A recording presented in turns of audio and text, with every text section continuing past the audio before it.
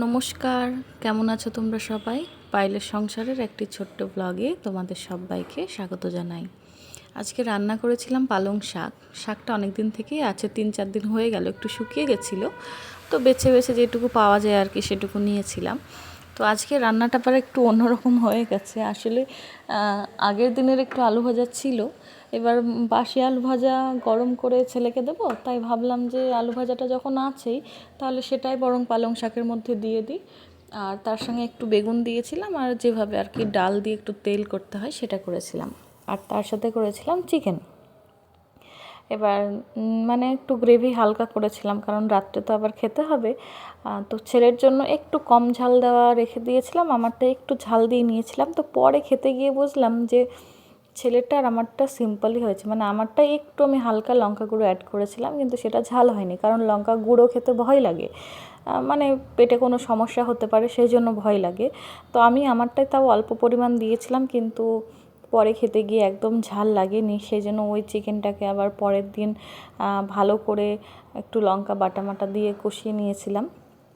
আসলে একদম একেবারেই ঝাল না হলে না চিকেনটা খাওয়া যায় না। আর কি বলো তো, একা থাকলে তো আর অত জাত যত্ন করে রান্না করা হয় না। এবার চিকেনের প্রতি মাঝে মাঝে যেন নেশা উঠে যায়, মানে যেদিন চিকেন খাই তারপর এক আধ সপ্তাহ চিকেন খেতেই মন চায় না, কারণ চিকেনটা আমি খুব টেস্টি করে রান্না করতে পারি না। ছেলের জন্য অল্প মশলা দিয়েই রান্না করতে হয়, তার সাথে অল্প ঝাল থাকে, তো কোনো রকম গরম মশলা ইউজ করি না, সেই জন্য কিন্তু একদমই স্বাদ হয় না। এবার কেউ থাকলে কি হয় যে আরও দুটো মানুষ খাবে বা আরও একটা মানুষ খাবে, এই ভাবনা চিন্তাতে ছেলের জন্য আলাদা তুলে রেখে আমাদেরটা আবার ভালো করে কষিয়ে নিই। তবে সেই স্বাদটা হয় না যেটা প্রথমেই লঙ্কা বাটা দিয়ে ভালো করে যেটা কষিয়ে রান্না করা হয়, সেটা পরে লঙ্কা বাটা অ্যাড করলে আর সেই টেস্ট আসে না, সেটা মাছ হোক বা মাংস হোক। তো ছেলের স্কুলে ছিল ফ্যান্সি ড্রেস কম্পিটিশান। এই যে ড্রেসটা দেখছো, এটা দেখে কেউ কি ধরতে পেরেছো যে এটা কাগজ দিয়ে বানানো? হ্যাঁ, পুরো মানে যে ড্রেসের সেট আপটা দেখছো, কোটের মতো যেটা দেখছো, সেটা পুরোটাই একটা পেপার দিয়ে বানানো। আর বানিয়েছে অনেক অনেক বলতে ওই যে নিচে দাদার ছেলে। আর যে ছবিগুলো দেখছো চিপকাচ্ছে, ওগুলো আমি আজকে দুপুর থেকে বসে বসে ছবিগুলো আঁকিয়েছিলাম।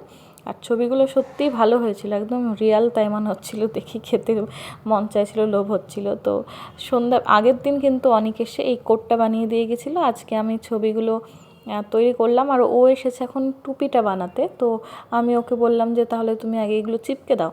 মানে ও আসলে নিজে থেকেই হেল্প করতে চায়, কারণ এইগুলোতে ওর খুব ইন্টারেস্ট, খুব ভালো, মানে ওর হাতের কাজ একদম নিখুঁত। মানে আজকালকার দিনে ছেলেরা তো সারাদিন ফোন নিয়ে গেম নিয়ে ব্যস্ত থাকে, কিন্তু ওর মধ্যে সে ব্যাপারটা নেই, ওর মধ্যে অনেক ক্রিয়েটিভিটি আছে। এই যে দেখো কত সুন্দর একটা টুপি বানিয়েছে। আমি ভাবছিলাম, আমি কিন্তু ওকে ডাকিনি, আমি ভেবেছিলাম যে আমি আমার মতো করে কোনো রকমভাবে করবো, কিন্তু ও যে এত সুন্দর ফিনিশিং দিয়ে এত সুন্দর একটা কাজ করবে সেটা আমি ভাবতেই পারিনি। এই যে জ্যাকেটটা ওকে এখন পরানো হচ্ছে, দেখো জ্যাকেটটা কত সুন্দর বানিয়েছে, মানে একদম ওর গায়ের মাপের। একজন ছেলে হয়ে যে এত সুন্দর ও বানিয়ে দিয়েছে। তো আমি ওকে জিজ্ঞেস করছি অনেক, যে তুমি এটা কোথায় থেকে বানানো শিখেছো? তো ও বলছে যে আমার মাম্মি বানাতো, মানে ওর মায়ের কথা বলছে, আমার মাম্মি এটা সেটা বানাতো, তো সেটা আমি অনেক সময় লক্ষ্য করতাম, তো দেখেছি যে মাম্মি এইভাবে বানাতো। তো সেখান থেকে ও একটা কোটই বানিয়ে ফেলেছে, যেটা দেখতে এত সুন্দর লাগছে, মনে হচ্ছে মোদির কোট। আস্তে আস্তে প্রথমে জামাটা পরে দেখা হচ্ছিল, তারপর এখন কিন্তু আস্তে আস্তে আস্তে অনেকটাই আস্তে রাত্রি, ধরে নাও 8:30 9টা বাজছে, এখন কিন্তু টুপিটা হয়ে গেছে একদম, পুরো কাজ কমপ্লিট, ওর ড্রেস বানানো পুরো কাজ কমপ্লিট।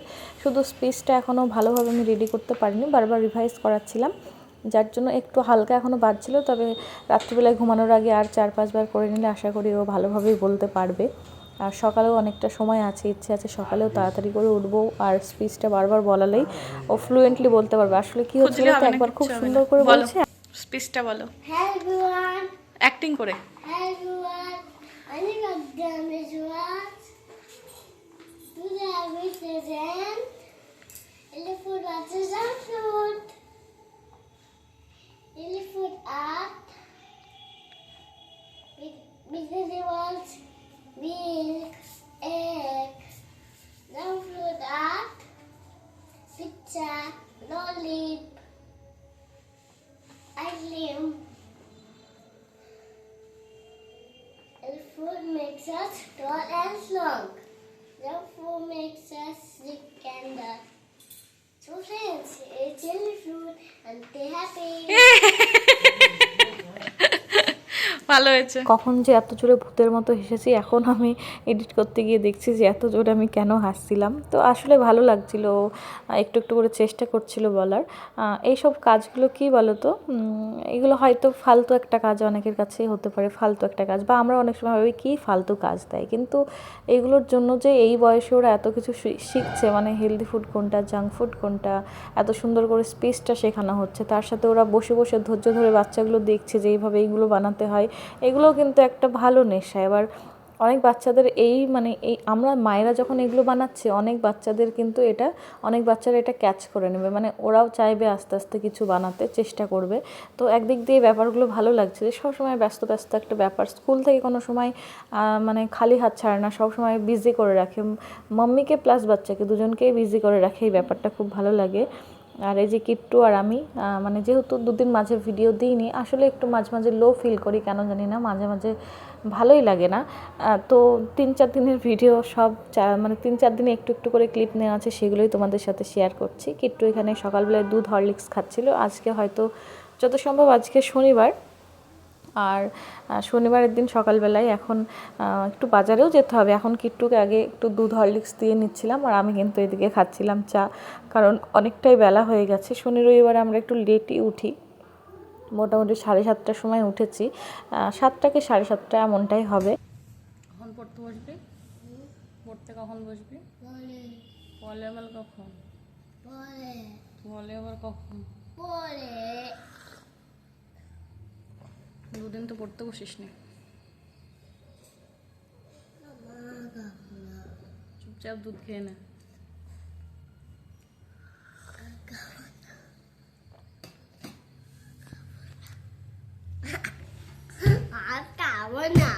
খেয়ে নে, খেয়ে নিতে বলেছি, আমি তো খাচ্ছি, তুইও খা।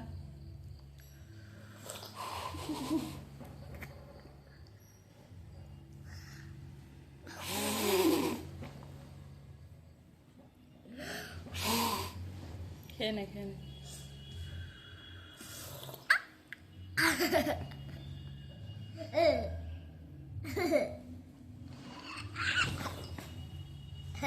দুধ পড়ে যাবে।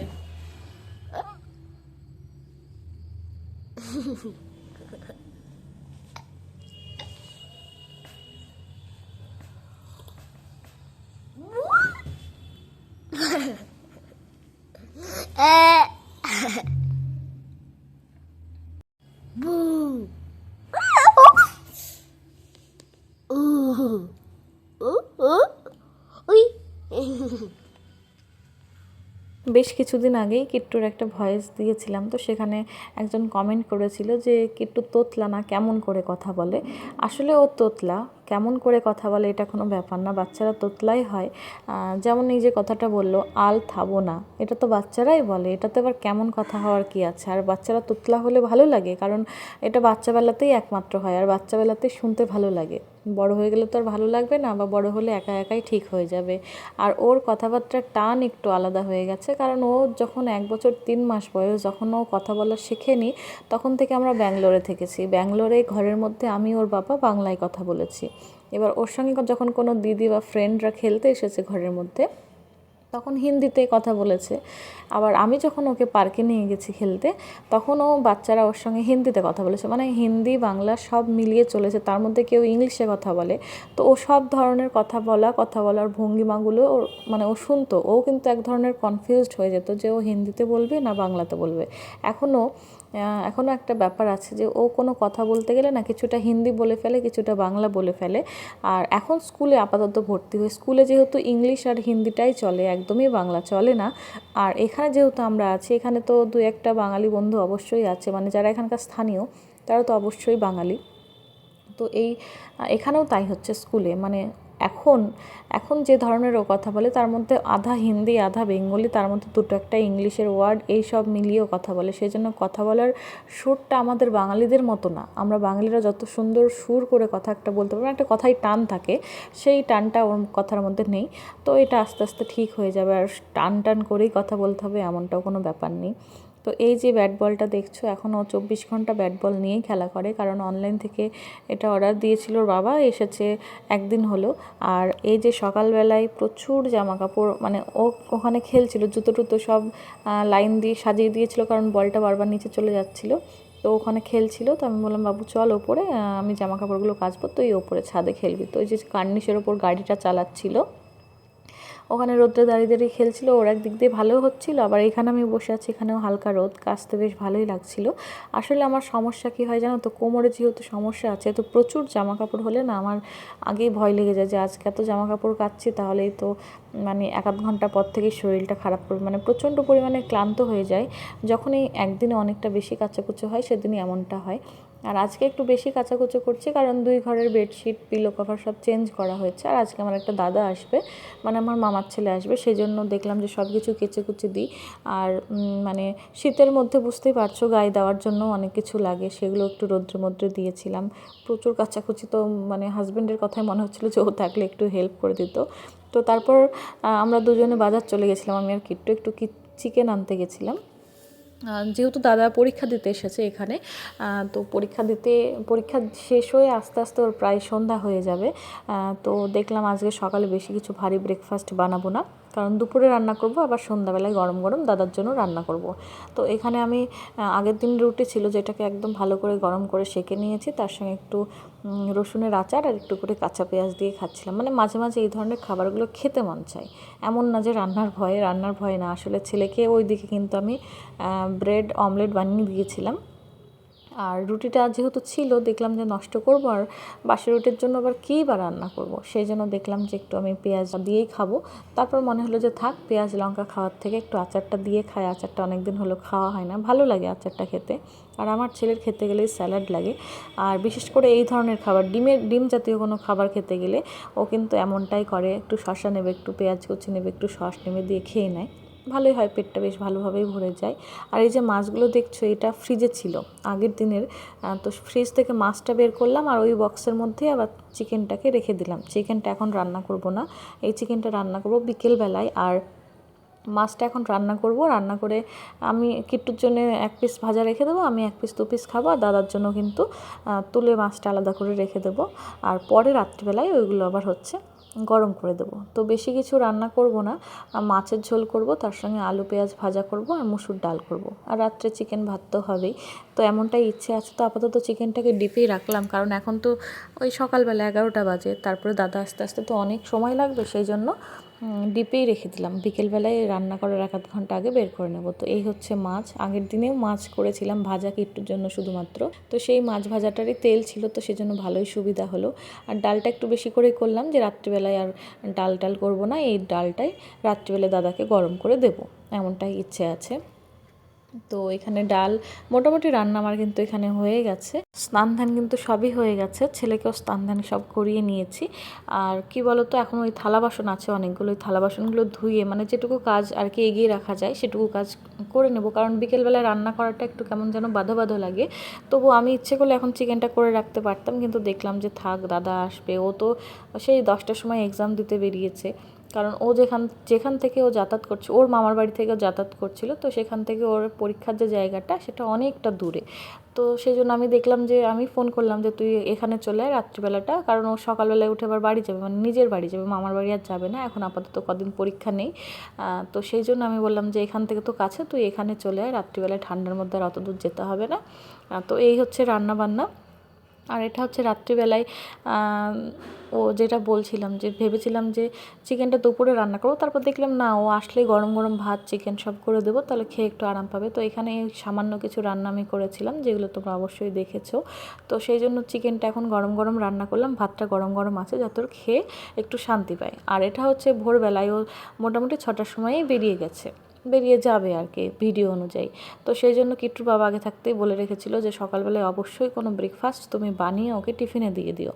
তো ও যেহেতু বেরোবেই 6টায়, তো আমি সকালবেলায় কী বানাবো বুঝে উঠতে পারছিলাম না, তাই রাত্রিবেলায় চাউমিন সেদ্ধ করে সবজি টবজি কেটে রেডি করে রেখেছিলাম, সেটাই রান্না করে ঠান্ডা করে এই বক্সটার মধ্যে দিয়ে দিলাম, আর তার সঙ্গে একটা চামচ দিয়ে দিলাম, ও যেন পরে, এখন তো খেতে পারবে না, এখন তো সকাল 6টা বাজে, ওকে চা করে দিয়েছি, ও যেন পরে এটা খেতে পারে, কোনো স্টেশনে দাঁড়িয়ে খেতে পারে, আর যাবে হয়তো বহরমপুর হয়ে যাবে। তো সেই জন্য এই যে সকালবেলা এখন বুঝতে পারছো 6টা, কিছুক্ষণ আগে দাদা বেরিয়ে গেল। আর তারপরে আবার একদিন পুরো ভিডিও আমি বানাইনি। আর এটা হচ্ছে আজকের সকাল।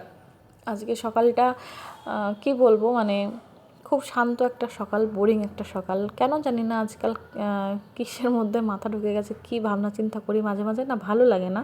তো আজকে কয়েকটা দিন থেকে, মানে 2-1টা দিন থেকে আমার একদমই ভালো লাগছে না। তো এই গাছপালাগুলো ঘরে রাখাতে একটু ভালো লাগে মাঝে মাঝে, মানে মন খারাপ হোক বা কিছু হোক, একটু বসি গাছগুলোর কাছে, একটু বসি, বারবার দেখি কোনটায় ফুল এলো কোনটায় ফুল এলো না, কি হলো না হলো, এইসব করতে করতে অনেকটা সময় চলে যায়। এদিকে রান্নার কাজেও মন নেই, ভিডিওর কাজেও মন নেই, কী যে করছি আমি সত্যিই নিজে বুঝে উঠতে পারছি না। মানে কোনো পজিটিভ ফিলই পাচ্ছি না, একদম কেমন যেন একটা লাগছে। জানি না কেন এমনটা হচ্ছে। তো চলো ভিডিওটা শেষ করছি, সবাই খুব ভালো থেকো। আজকের মতো চলি, টাটা।